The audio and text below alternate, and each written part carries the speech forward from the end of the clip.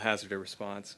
It should be very alarming, right?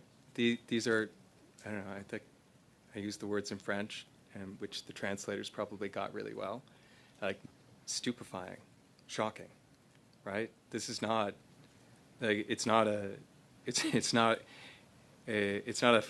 funny fiscal outlook. It's a really serious fiscal outlook. And we don't lightly use the word unsustainable, right?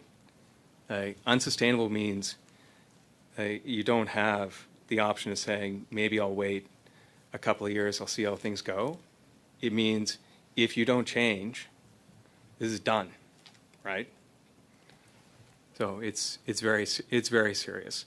And I think, as anyone who's managed a household budget knows, if you sit down at the end of the month and you don't have enough money to pay your bills, and it happens month after month after month, you know that something's going to break. Kind of along that, you look at the federal debt number in that table number 2, 24-25, it's $1,281 billion, and in 2030 it's up to $1,655 billion. What impact does that have on the Canadian economy and for businesses, for taxpayers, for the people who are supposed to be the ones generating the wealth? But when we see the government is in debt $1,655 billion in the year 2030, what impact does that have?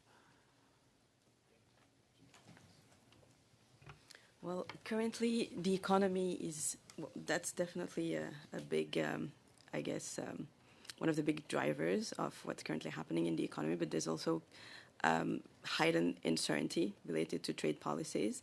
But if we look at the federal government debt, maybe Christina will be a bit more better place to elaborate, but I would have to say that something to keep in mind is that a great portion of the federal debt is domestically emitted, so it is Canadian banks receiving profit from that debt, and there are various levels or various participants of the financial markets who are involved in that debt market. So it's not necessarily foreign actors who are holding that debt, but it's just important to keep in mind that some domestic actors are also benefiting from that.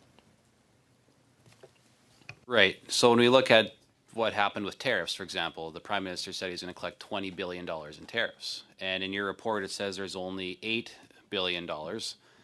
This morning, CBC wrote an article that the Prime Minister quietly removed even more tariffs than what he initially said.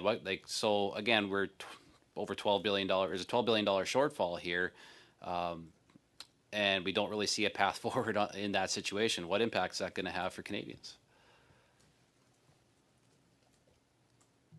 In terms of the amounts that the government is collecting from the countermeasures, the government has also announced as many measures as we have assumed that it collected. So as you've mentioned in our report, we've noted that it could collect $8 billion in the 3-year span, but it has also announced a lot of support measures to other industries. I have to cut you off there because it's past our time.